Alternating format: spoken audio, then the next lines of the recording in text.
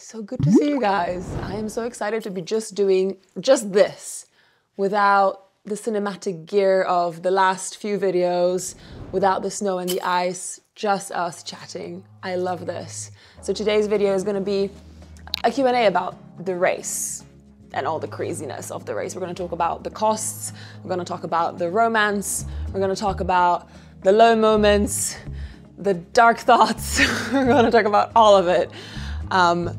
All the while, I pack because I'm gonna be leaving the Arctic tomorrow after 4 months of being here. Over on Instagram, I asked you guys to ask me questions about the race and you asked all the questions.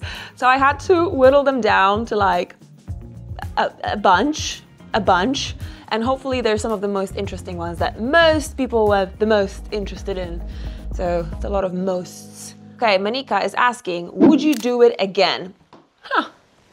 Well, if you asked Josh, who was filming me during the race, I did tell him I will never do a race like this ever again. Never. I swore that I would never do it again because it was honestly very, very hard and it was such a slog. But now, you know, like it's been a little while. In fact, 2 days after the race, I already started looking up more cold weather races. So would I do it again? Yes. Not that specific race, because I think I'm done with that one, but I would definitely do another cold weather, long distance race like that again. Should I though? Should I?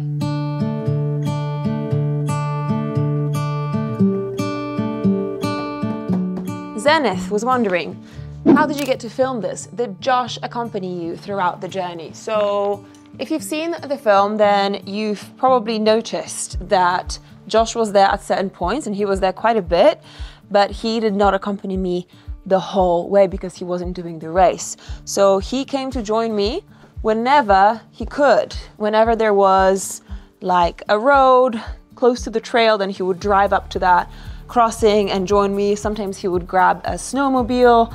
So he was there quite a bit of the way, but not the whole way. But we got enough footage to make it seem like he was there the entire time. How heavy is the sled? The sled at its heaviest weighed about 22, 23 kilograms, I think, with all the water and all my camera gear in it. Honestly, I felt, most of the way I felt like I was taking the sled out for a very long walk, like a dog, you know? That's kind of how it felt.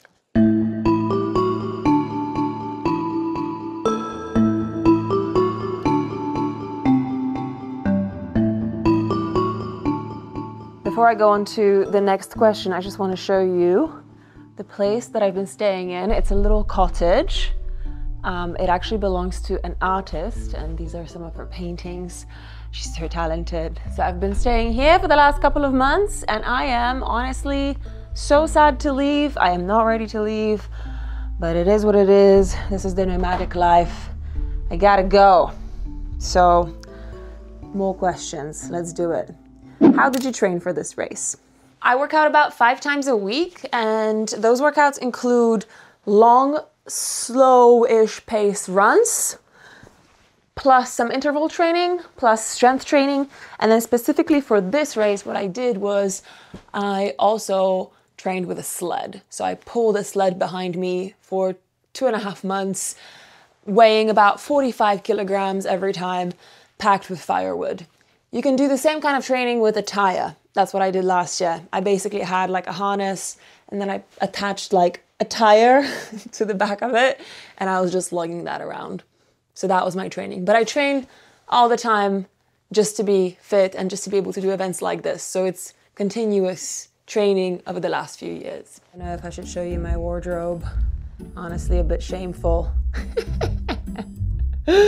But in my defense, I have been, you know, bringing clothes in from the entire cottage and throwing them here just so I could pack them. But it is a mess. It is a mess and we need to do something about that right now. What was your darkest thought? Really good question. I think my darkest thought came in at around day 7 or 8. And it said, you don't belong here. What are you doing here? This is not for you. This is for people who are better than you. And I think that was a really dark thought because I had been training for this race for so long. It had been on my mind for so long, and I really wanted to finish it. So to hear myself say things like this was really painful. And I don't exactly know how I got over that thought, but I think I just kept going until the finish line. And when I reached the finish line, I was like, well, I did it. And then the thought had to go away. You know what I mean? That would have been the darkest one.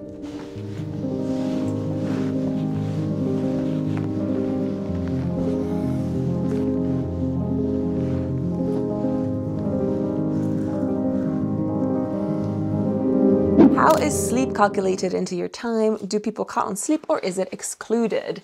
Sleep is not excluded. This is not like a typical stage race where you run a certain distance every day like everybody else and then you rest for a certain amount of hours. With this race, once the race starts, the clock starts ticking, and then it's up to you where you sleep, how much you sleep, where you rest, how much you rest. You just keep going. So that didn't help my sleep deprivation and just how that affected my body and my mind. That was probably one of the hardest things for me. Any experience with wild animals during the race? Yes. So on, I think, night 3 or 4, I was walking at night and I saw moose tracks in front of me. If you know anything about moose, you'll probably know that they can be very dangerous and should be avoided. So that was a little bit scary because it was at night. There were fresh tracks right there. So I was trying to be really, really careful. But no wolves and no dangerous animals like bears.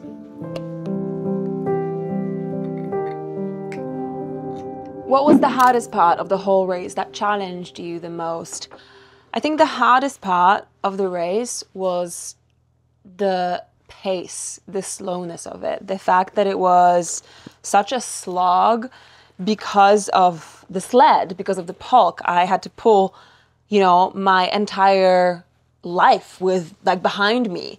My tent, my food, sleeping bag, all my gear, everything had to be with me. So the self-sufficiency is hard, especially with a sled, especially in the cold. And then another thing that was really, really difficult for me was the sleep deprivation. I generally like to get a full 8 to 10 hours of sleep every night. I'm pretty religious about this. So then to, you know, be in a situation where you're getting 3-4 hours of sleep and you still have to be on your feet, covering a huge distance in the cold every day, that was really tough.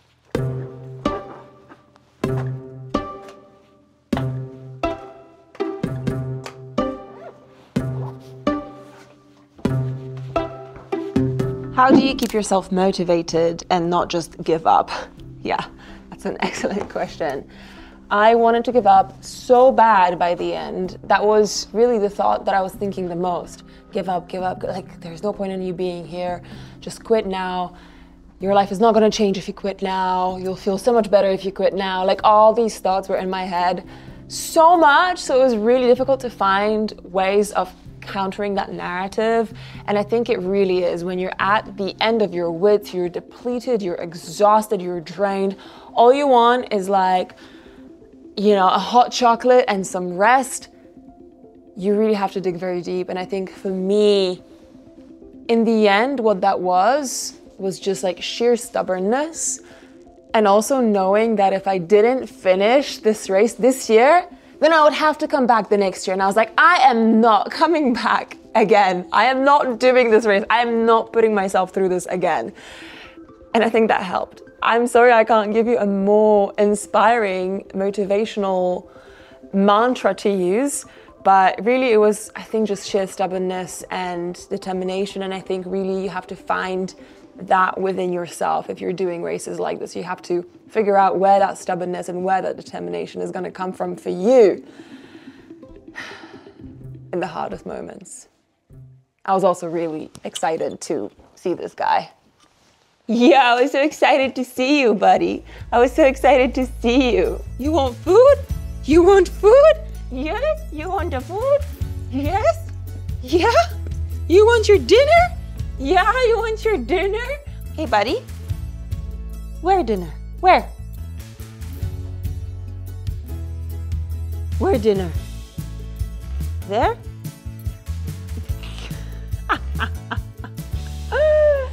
Did it make it harder emotionally without Wheelock, or was it a relief not to worry about him and to be able to focus? I originally really wanted to do this race with Wheelock because I thought I would miss him, but I'm so glad that I did it without him. I found it really difficult to take care of myself in the first place, so I don't think I would have been able to take care of him as well. I think honestly that distance is way too long for a dog, even a very well-trained dog, without rest days. You know, he is extremely athletic and very, very fit. We just did a half marathon today, which is why he's getting extra food and extra dinner. He's a good boy. But I would not do that race with him. So I'm glad I didn't have him with me, although I missed him like crazy. And yes, my dog eats a diet of raw meat while I'm vegetarian. Yes, we are an odd family, aren't we, Wheelock?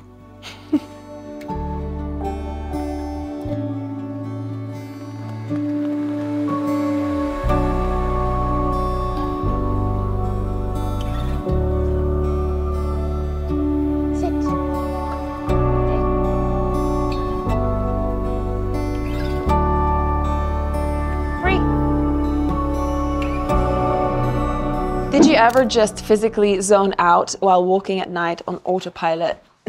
Yes. I felt like I was falling asleep a couple of times while walking at night, which is not great. It's actually quite dangerous because of the freezing temperatures and the risk of hypothermia. But yes, I definitely found myself kind of like just walking on autopilot and trying not to fall over. Not a good race strategy, I'll tell you that. So I want to show you something really amazing. For the last couple of months, I've been staying here, and here is a reindeer farm. I've been staying with a Sami family, and the Sami are the indigenous people of this region here in the north of Sweden and Norway. And they have reindeer, and reindeer shed their antlers naturally. And the reindeer that I've been taking care of, which I'll take you to in a few moments, well, one of them shed his antlers while I was here. And my host told me that I should keep the antlers because this is the reindeer's way of saying goodbye to me, because he could feel that I'm leaving. And I found that so touching. So now I have like an entire bank of antlers, which is really cool. So I'm gonna have to figure out what to do with these. Find some constructive use for them, you know?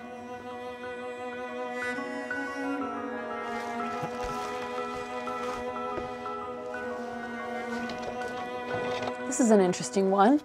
I suspect Josh is your new boyfriend. True? Not true. I am very happy being single, and Josh is a very good friend and a great colleague, and we work fantastically together. But that's all there is to it. I'm not interested at this stage in my life in, you know, partnering up. I'm very, very happy on my own, living the spinster dream. Some of you might know that last year I took a vow of celibacy, and I am still very much enjoying that and thinking of extending it for another year or 5. Okay, we're gonna head outside, start packing the car, and go feed the reindeer.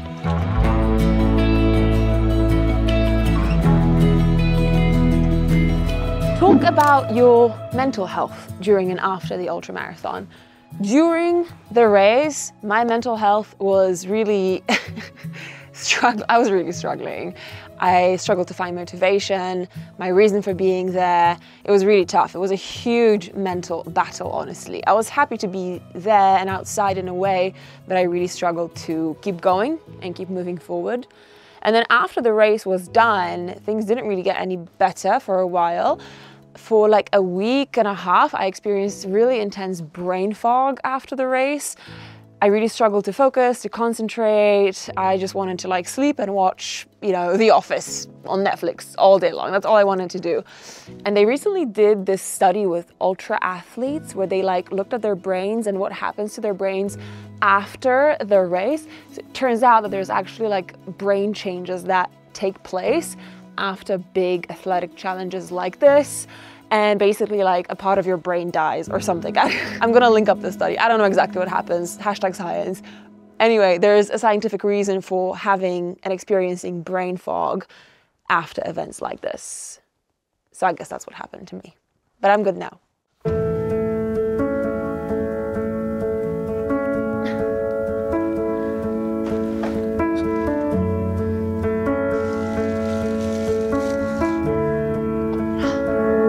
How do you know if it's exhaustion that you can overcome or if it's time to quit?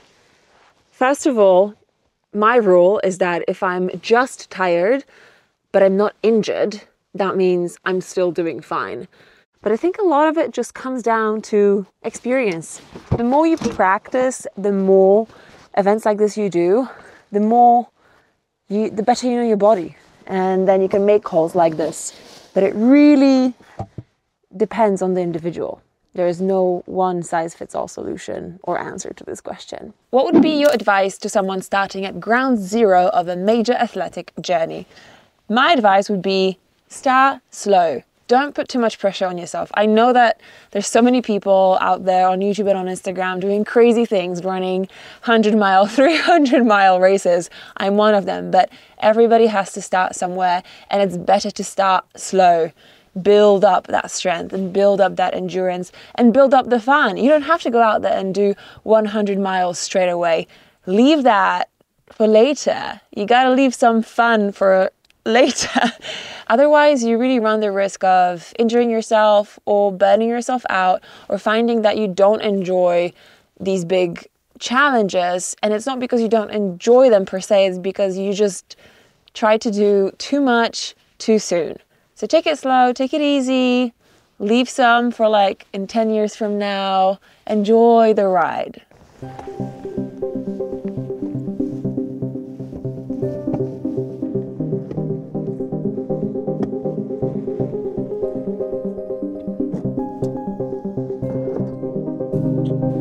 Okay, but before I head out to feed the reindeer, I just want to say a quick thank you to Jackery. Jackery has been my trusty companion for the last several years. I've used it on the road, I've used it while camping on my land, and of course, I've used it as an essential home backup tool right here at home.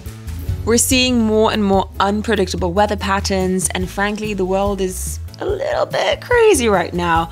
So to have Jackery as an essential home backup system just makes a lot of sense. It's cost efficient, it's small, it's portable, it's really easy to use. You do not have to be technical at all to use it, but what it does is it really gives you a peace of mind in case of power outages, power cuts, or if you simply don't want to over-rely on the grid. I've got the Explorer 1000 V2 here, which gives you a fantastic 1500 watt output, which is 50% more than the previous generations. And that means it'll power a surprising array of household devices. Did your power go out but you're hungry? Grab your toaster. Want coffee? No problem. Did the lights go out? Just switch them back on. The Jackery is also really portable, safe, and easy to use. You do not have to have any technical know-how to get the most out of it. You can charge your Jackery really easily using your wall socket, or you can pair it with these solar panels for a really sustainable and environmentally friendly solution. And to celebrate Earth Day this year, Jackery are offering discounts across a whole range of products all across their website. And Jackery have just launched the 2000 V2 as a newer and even more powerful upgrade. Check the description box for more details. Okay, we're gonna go feed the reindeer. I have been taking care of the reindeer here for the last few weeks, feeding them every day, and it's like one of my favorite parts of every day, so I want to share it with you. They are magical, magical animals.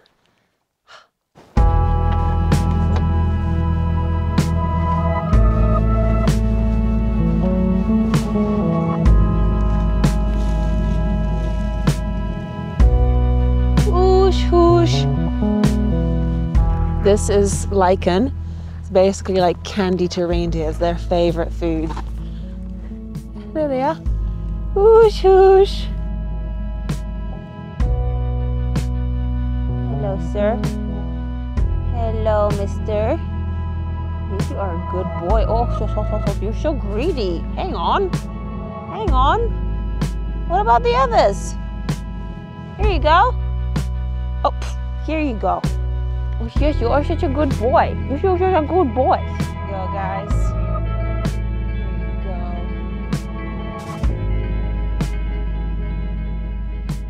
Next question. What percentage of the race were you totally alone without any human contact around, including no Josh?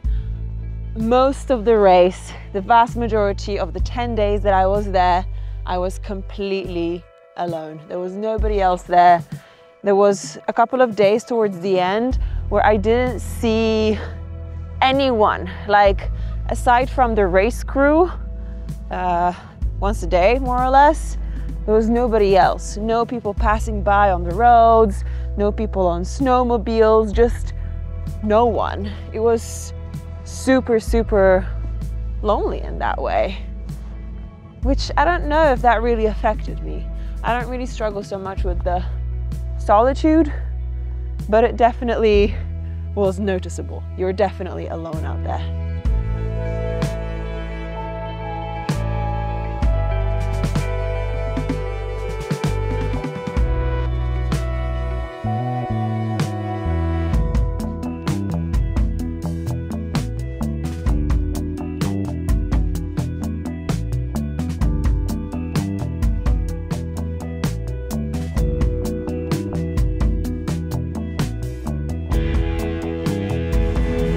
Were there any aha moments about your personal life and goals? Yes, my main aha moment was, don't ever do this shit again. Go and do something more fun. Get more joy out of life.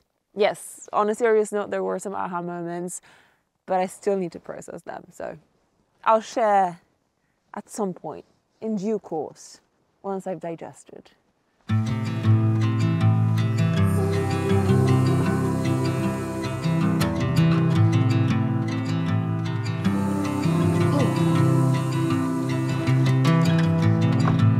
Out there.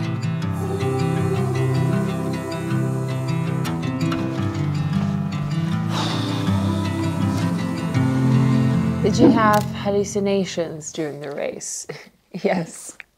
When it was dark, I saw dogs everywhere. At one point, I could have sworn I saw a tiny little poodle in the middle of the forest at night, and I was like, who would do that? Who would leave their tiny little innocent poodle in the Arctic forest at night? And I got really angry until I realized that it was just a tree. How much does it cost to do a race like this? Honestly, the race itself is one thing. It costs a couple of grand to enter this race, and that pays for like the location, the support, the crew, and all that good stuff. But for me, this actually turned out to be one of the most expensive projects that I have ever done. And it was really, really, really expensive because I hired a cameraman to come and follow me around. We had really nice, high quality gear. And then we ended up with so much footage, and the story ended up being so big that the editing took forever. We filmed for 14 days, and then the edit of the series took about a month. So a lot of time and effort and manpower and woman power went into this project. And I spent approximately, over $20,000 on the entire thing from start to finish, including, the race, paying everybody, the edit, the equipment, the gear, the travel, all of that. And that sounds like a lot of money, and honestly, it is. I did not go into this project thinking that I will make money. It's not a money-making project. It is a money-losing project. I went into it because I wanted to experience this race, and I wanted you guys to experience this race, and I wanted to create a film that was really high quality, really beautiful, and that pushed my own filmmaking skills to the next level. So that's why that film is a little bit different. It's more cinematic. It's not in the usual style that I create films in. And yeah, it was definitely the most expensive film I have ever published on this channel. Will there be more films like it in the future on my channel? Possibly. But as you can probably imagine, I can't exactly afford to create films like this every single time. I mean, money is one thing, but also time. They take so much time to create. So maybe once in a while, as a special flagship project, I will. But for now, I think I just need to, you know. But if you'd like to support projects like this, and if you'd like to support this level of filmmaking, then there is an extended version of the race video over on my Patreon page, which is linked below. So check it out. A couple more questions. Did you lose weight on the run? Yeah, I definitely lost a couple of kilograms, but I promptly put them back on because I ate like 3 cakes after the race, okay? So I don't do races like this to lose weight. It just doesn't work like that. How long does it take until blisters, etc. are gone? You know, I would show you my feet because there's still like skin peeling. It's disgusting. But I won't show you my feet because someone posted pictures of my feet on like some slightly dodgy looking foot fetish website, and I'm not sure if I love it. So I think I just need to avoid showing my feet too much in public in the future. But yeah, the skin is still peeling. The blisters were gone within a few days. My shin pain is still there a little bit, but it's getting better. So yeah, takes a long time to recover, mentally and physically. Well, that's it. Those are all the questions that I had picked out for this Q&A video. I hope that you got your questions answered. And if you didn't, leave your question in the comments below and I will try and answer you. I cannot believe I'm leaving the Arctic. This is my last night here. I still have some packing to do tomorrow morning, but over the last 4 months, I've just been here writing. I will share more news on that probably at some point in the autumn, but it's very, very exciting. And that's it. More adventures to come. All right. Ah! I'm not ready to leave. Anyway, I'll see you guys in the next video.